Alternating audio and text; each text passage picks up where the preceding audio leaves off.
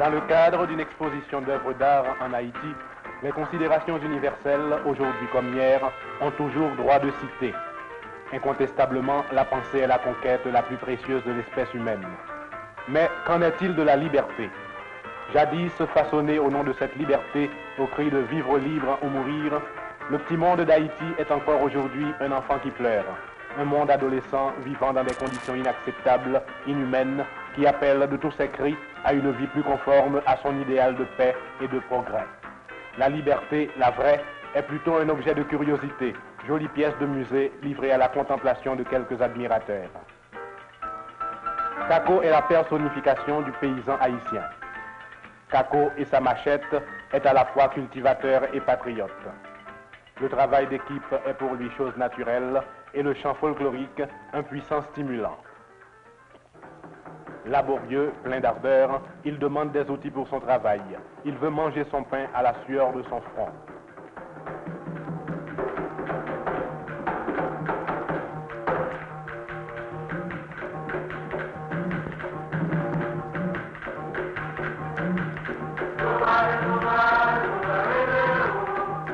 Au nom de je ne sais quel signe tabou, il lui est imposé de marcher bras levés, tambour battant, machette au clair, et de crier viva, d'écouter des mots de promesse annonciateurs de lendemain meilleur.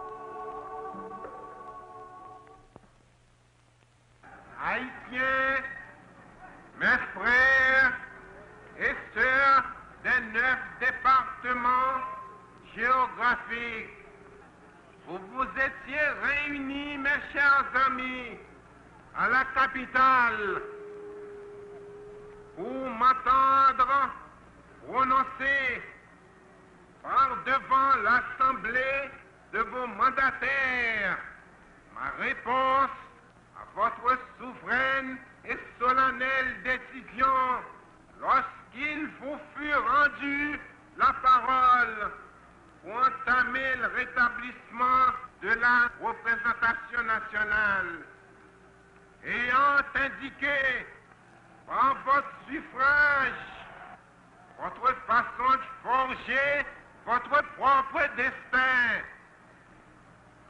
et sous la conduite de qui, comment vous voulez engager les réformes de l'État, sans passer par les tensions artificielles et inutiles qui engendrent les amers conflits intérieurs, surgissant toujours quand les hommes refusent de regarder courageusement en face les problèmes généraux du pays et de se mettre d'accord pour les résoudre.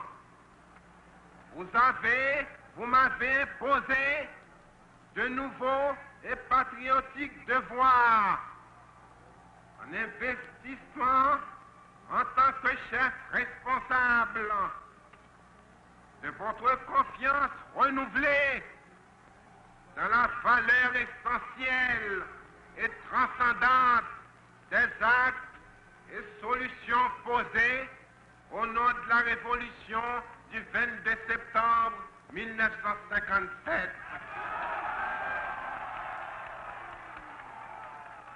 Les actes et solutions posés au nom de la révolution du 22 septembre 1957.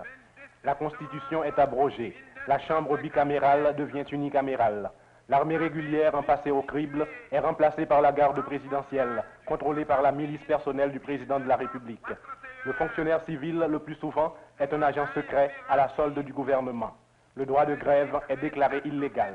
Par suite d'une menace de grève, l'association des étudiants, soutenue par la hiérarchie catholique, est mise en dissolution. L'étudiant, pour faire partie de l'Université d'Haïti, doit devenir mercenaire de l'État.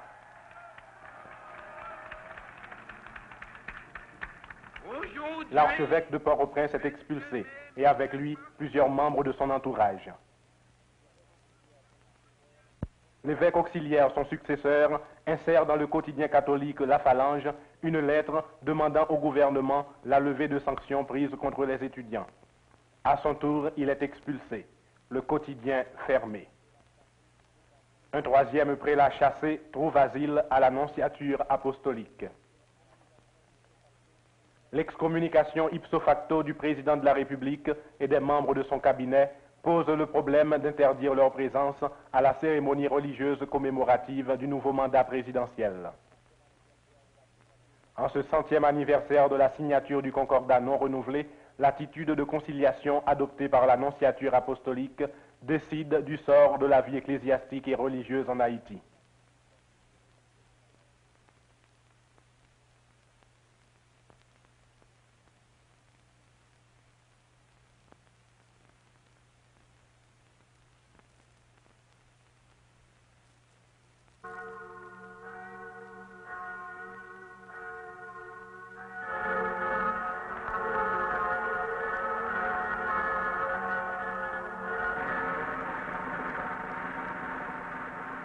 Le son de cloche de la presse haïtienne face à l'événement donne le glas de ce qui était la liberté d'expression en Haïti.